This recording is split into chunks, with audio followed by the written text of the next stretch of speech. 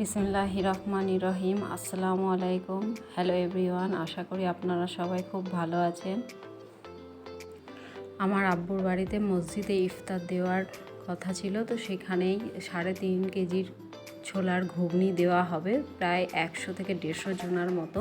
সেই রেসিপিটি আপনাদের সাথে আমি শেয়ার করলাম। আগের দিন রাতে ছোলা ভিজিয়ে রাখা ছিল, সেইগুলোকে তার পরের দিন ভালো করে ধুয়ে নিয়ে একটা গামলির মধ্যে ঢেলে নেওয়া হচ্ছে। এবার সমস্ত মশলা, প্রথমে হলুদ, নুন, জিরে, মরিচ, গোলমরিচ গুঁড়ো, লঙ্কা গুঁড়ো, পেঁয়াজ, সর্ষের তেল, কাঁচা লঙ্কা, টমেটো, ধনেপাতা কুচি সমস্ত কিছু দিয়ে ভালো করে মেখে নেওয়া হবে। প্রতিটি মশলা 2 থেকে 3 চামচ করে আছে, শুধু হলুদটা একটু কম আছে, 3 চামচের একটু কম।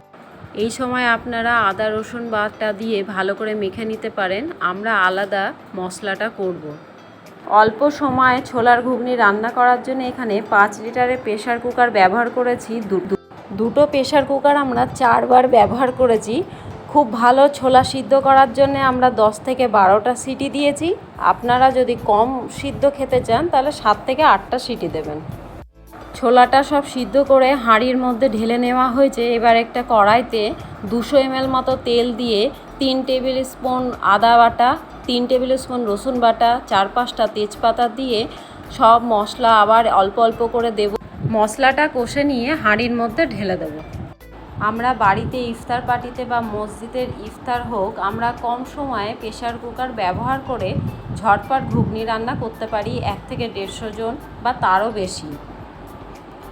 মশলাটা কষে নেওয়া হয়েছে, তো আম্মু ঘুগনির মধ্যে মশলাটা ঢেলে দিয়ে ভালো করে নেড়ে চেড়ে নিয়ে, এবং আলু যে 2.5 কিলো দেওয়া হয়েছিল সেইটা ভালো করে ওর মধ্যেই ঘেটে নেওয়া হয়েছে।